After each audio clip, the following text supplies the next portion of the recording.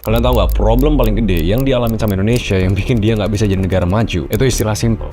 Lo punya duit, lo punya kuasa.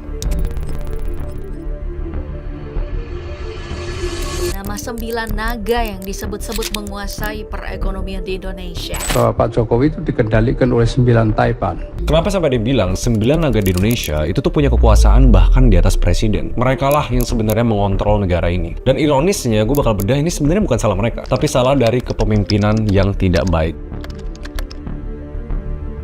Sekarang Indonesia masih di posisi yang menurut gue jauh dari Indonesia Emas 2045. Kenapa angka kemiskinan itu nggak turun sesuai target? Kenapa ekonomi kita tuh nggak bisa tumbuh sepesat itu? Dan kenapa kesannya kayak asing itu selama ini enggan buat investasi di Indonesia? Selama ini kita koar-koar, kenapa Indonesia tuh jadi target untuk produk marketing dari perusahaan-perusahaan asing yang ujung-ujungnya kita selalu dilihat jadi negara konsumen yang kelihatannya prime banget buat diperas. Dan gue bakal kasih tahu kalian semua ya, kenapa ini semua tuh interconnected. Hubungannya dari kaum elit, sistem politik, hukum kita, dan warga mana yang berhak untuk kaya, sampai ke warga yang memang didesain untuk tetap miskin. Karena kalau kita ngomong tentang bikin Indonesia maju secara ekonomi, percayalah, semua uang yang beredar di Indonesia dan semua naga-naganya itu nggak cukup buat bikin negara kita maju. Kita butuh satu hal yang penting banget, namanya foreign direct investment. Elon Musk nampaknya dia ragu-ragu untuk melakukan ekspansi atau berinvestasi untuk masuk ke tanah air begitu. Karena ini udah terbukti dari semua negara berkembang di seluruh dunia, FDI itu punya peran yang penting banget untuk bikin uang itu mengalir ke dalam negara, ngebuka lapangan pekerjaan, ningkatin skill SDM kita, biar ujung-ujungnya warga kita makin pinter, kita bisa belajar buat bisa ngalahin mereka atau bersaing di level global. Nah, tapi ini realita pahitnya. Kalau kita ngomongin tentang investasi asing ke Indonesia, dan kalian boleh cek sumber-sumbernya ya, kita negara yang diprediksi loh untuk jadi negara superpower top 5 di 2050,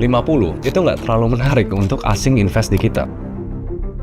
Singapura itu sampai 30% dari GDP-nya. Indonesia itu cuma 1,9% dibanding negara tetangga kita Vietnam yang sekitar 4,4%. Karena di video gue sebelumnya yang gue saranin kalian nonton di sini, ada yang bilang nggak bisa bandingin sama Singapura, negara kecil, nggak bisa dibandingin sama China, negara besar. Ya udah, kita bandingin sama Vietnam. Karena ironis kalau negara yang bilang kenapa nih warga kita cuma jadi konsumen doang, nggak bisa fokus produksi, nggak fokus untuk naik level, untuk kompetisi. Dilemanya dari ini kepercayaan pribadi gue yang sangat amat kuat ya, itu harusnya pertanggungjawaban dari pemimpinnya. Sebelum gue ngebahas perannya 9 naga di Indonesia sama kondisi Indonesia sekarang, kalian harus ngerti loh, sistem hukum dan politik yang terjadi di dalam negeri itu tuh bukan cuma berdampak secara internal di sebuah negara. Kalau kalian mikir gitu, kalian sangat amat salah besar. Kita mulai dari yang paling simpel dulu ya. Kenapa asing tuh kesannya enggan buat invest di Indonesia? Karena adanya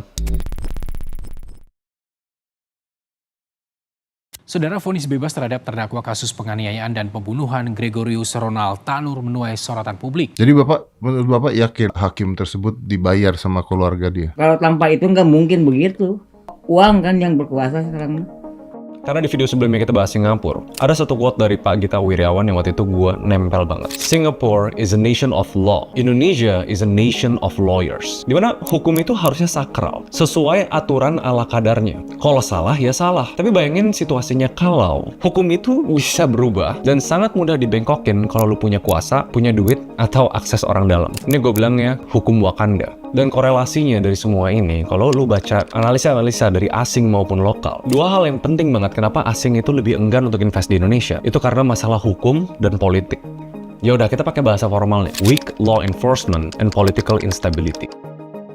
Jadi bayangin kalau misalnya regulasi atau hukum atau aturan-aturan yang berlaku ya, itu bisa berubah sewaktu-waktu karena mengedepankan profit di atas peraturan atau keluarga kerabat di atas kestabilan. Gue akan jelasin role 9 naga, habis gue jelasin pentingnya konteks ini dan kenapa ini ngaruh banget ke perkembangan negara kita. Sebagai negara berkembang, uang yang beredar di dalam negara itu selalu terbatas. Dan seluruh dunia udah percaya sama strategi ini, sangat amat dibutuhkan ya FDI, investasi asing secara langsung untuk memajukan ekonomi Indonesia. Tapi problem gedenya tuh kayak gini. Kalau misalnya kita memancing asing nih untuk komit taruh duit triliunan ke Indonesia, buka pabrik, melatih SDM, ngebuka lapangan pekerjaan, sampai bener-bener komitmen jangka panjang. Mereka butuh satu hal yang penting banget, kepastian. Kepastian kalau gue komit semua resource gue di sini, gue udah comply semua regulasi yang berlaku, ya gue berharap gue bisa diizinkan untuk berbisnis di sini dengan aman dan nyaman. Jadi nggak takut kalau uang triliunan yang gue taruh itu nggak tiba-tiba hilang karena tiba-tiba ada perubahan hukum, keputusan politik, atau aturan yang membebankan mereka. Dan itu yang sebenarnya Indonesia tuh nggak bisa mempertahankan kepastian itu? Karena menurut ahli dari Rule of Law Index, Indonesia itu punya permasalahan dengan isu korupsi, sistem peradilan perdata, dan sistem peradilan pidana. Dan sayangnya pemerintah tidak punya strategi yang jitu untuk keluar dari permasalahan ini. Nah ini yang bakal gue jelasin peran 9 naga di Indonesia. Yang awalnya problem yang kita kira internal berdampak ke alasannya kenapa ekonomi kita nggak bisa berkembang sepesat itu. Sabda Pandita Ratu Tan Kena Wolawali, itu falsafah Jawa yang bilang seorang raja atau pemimpin tidak boleh berganti ucapan atau keputusan karena keputusan pemimpin sekali diucapkan, maka ucapannya akan menjadi pedoman. Sumber rujukan semua orang, baik bagi pejabat negara yang menjalankan roda pemerintahan maupun rakyat sebagai warga negara. Ini sesuatu yang harus diperkuat lagi. Kalau misalnya sistem hukum dan stabilitas politik susah dipertahankan, then it's all about business. Yang ujung-ujungnya kita ngomongin tentang kapitalisme. Dan di konteks negara di dunia, kapitalisme itu ada dua tipe. Kapitalisme estrats dan kapitalisme non-estrats. Di mana artinya yang estrats itu kapitalisme yang melibatkan campur tangan pemerintah di dalamnya. Lantas, kalian udah tahu nih pembicaraannya ke arah mana. Apa kabar 9 naga di Indonesia? Crony capitalism atau kapitalisme crony itu artinya konglomerat-konglomerat yang kesuksesan bisnisnya bergantung pada hubungan dekat dengan pejabat negara. Tapi kalian jangan salah dulu, kapitalisme crony itu nggak selalu hal yang buruk. Karena kalau kita lihat negara maju di luar, di Korea Selatan mereka punya crony konglomerat yang istilah resminya namanya chaebol. Mereka dibantu pemerintah sampai seluruh konglo ini kontribusi totalnya sampai 60% dari GDP Korea. Dan bener, konglo ini tuh majuin ekonomi mereka. Ini company-company gede kayak Samsung, LG, Hyundai, SK Group. Tapi kuncinya di sini, kalau kita ngelihat negara-negara maju kayak Eropa, Amerika, dan 4 naga Asia, kuncinya sebenarnya mereka pegang kapitalisme non-estrat. Tepatnya di abad ke-19, mereka berhasil keluar dari sistem feodal atau titip jabatan. Jadi bukan masalah memperkaya diri sendiri, tapi untuk memajukan kapitalisme industri. Kalau lihat negara-negara sana, teknologi, manufaktur, ujung-ujungnya didorong sama konglo ini yang bikin negaranya bisa berinovasi. Nah terus, cerita dari 9 naga Indonesia tuh gimana? Bedanya tuh kayak gini, kita tuh dijajah Belanda selama 300 tahun. Selain kita dikeruk dan dirugikan, ada satu hal yang penting banget yang terjadi di Indonesia, tapi nggak terjadi di negara-negara lain yang dijajah bukan sama Belanda. Mereka ngelakuin yang namanya pembunuhan karakter.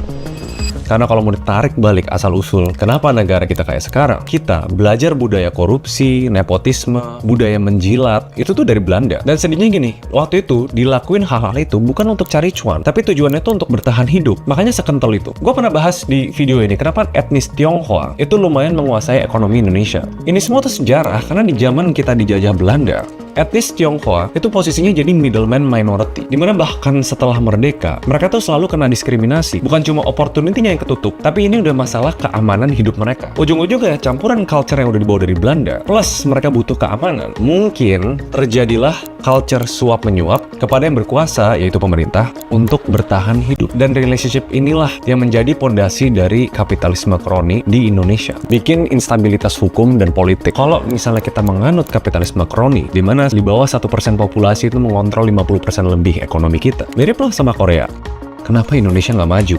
Kalau kalian nonton video pertama gue, kuncinya adalah pemimpinnya.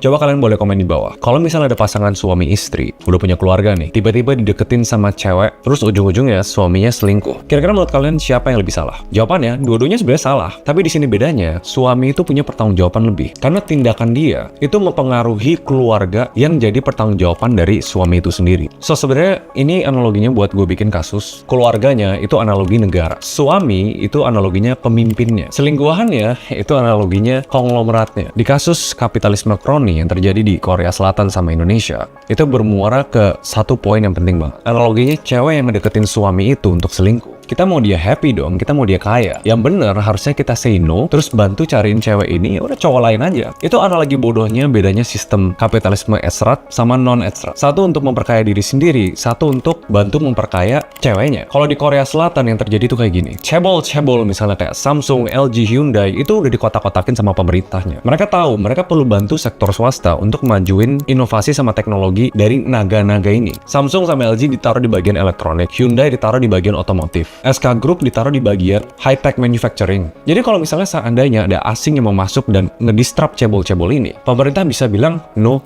karena gue mau mereka sukses. Dan mereka tuh masuk kategori-kategori teknologi. Menurut gue, mereka nggak beririsan sama sektor primer, air, pangan, energi, real estate, yang sebenarnya menurut gue pemerintah harus punya biar bisa ngebantu warganya. Sedangkan kalau kita breakdown cebol-cebol yang di Indonesia, atau bahasanya cukong, situasinya tuh bener-bener beda total. Dan menurut gue gini, bukan salah cukong-cukongnya, tapi harus punya kedewasaan bahwa ada arahan yang kurang tepat dari pemimpinnya. Kenapa poin ini penting? Karena yang gue bilang di video sebelumnya, korupsi itu bukan masalah kehilangan uang doang, tapi itu bisa bikin keputusan-keputusan itu misguided karena culture-culture yang dibawa dari zaman Belanda ngejajah kita. Kalau ada yang bilang, it is what it is, ya karena sistemnya udah begitu. Itu yang menurut gue menyedihkan. Ternyata selama ini yang kita kira budaya feodalisme, koncoisme, itu sekedar ya udah untuk memenangkan satu orang. Itu benar-benar bisa membuat keputusan snowball effect yang dampaknya mungkin 100 tahun atau 1000 tahun ke depan. Jadi sebenarnya kita punya satu harapan gede yang kalau kalian tahu, sebenarnya Indonesia pernah ngelakuin ini. Itu sedihnya, kita pernah di posisi yang sangat amat benar sebenarnya, yaitu Kabinet Zaken. Kunci dari negara maju adalah kepemimpinan. Kepemimpinan meritokrasi dengan pemimpin yang strong. Pemimpin yang punya tangan besi, yang tidak bisa dimanipulasi dari pihak apapun. Yang punya kepentingan satu dan hanya satu untuk kemajuan negara pemimpin itu. Dan sebenarnya gue percaya ya, atau lebih tepatnya harus percaya, pemimpin selanjutnya yang terpilih punya nilai-nilai yang kuat, budaya anti korupsi yang tegas. Kalau misalnya memang harus terjadi kapitalisme kroni, terjadilah untuk kepentingan negara, bukan untuk kepentingan pribadi. Dan ini semua bergantung ke jajaran atau susunan kenegaraan yang berdasarkan profesionalitas, bukan masalah titik-titik. Dan itu namanya Kabinet Zaken. Kabinet atau kementerian yang ditaruh berdasarkan kebutuhan, diisi oleh orang-orang profesional yang udah diberlakukan dari zaman Soekarno sebenarnya. Tapi menurut gua mengalami kemunduran dari adanya tradisi-tradisi atau struktur partai politik yang bisa menjabat berdasarkan hutang budi atau titipan. Katanya, kalau misalnya ini diberlakukan lagi di kepemimpinan selanjutnya, stabilitas hukum dan stabilitas politik terjaga, kita bisa tarik investasi dari luar, warga kita punya pekerjaan dan semuanya makin pintar, influence atau ruang untuk korupsi diminimalisir. Serius deh, gue bukan cuma ngelihat Indonesia emas 2045 sebagai negara top 5, tapi kita balik ke prediksi awal yang pernah dikeluarin di 2001 atau 2022. Kita masuk top 3, cuma time is ticking. Kita sebagai warga pelan-pelan tuh harus makin pintar soal hal ini. Karena yang gue bakal ulangin dari video pertama gue ngebahas ini, sebagai warga negara Indonesia, kita berhak untuk menagih pemimpin yang kuat untuk bantu ngebawa kita ke kesejahteraan. Soal Kabinet Zaken, story-nya tuh panjang, dan kalian bakal amazed soal apa yang pernah diimplementasi dulu, yang bakal merubah segalanya kalau diimplementasi di kepemerintahan sekarang. Tapi mungkin untuk video selanjutnya, yang mungkin jadi video terakhir gue bahas menjelang kepemimpinan selanjutnya di Indonesia. I'll see you guys in the next video. Bye-bye.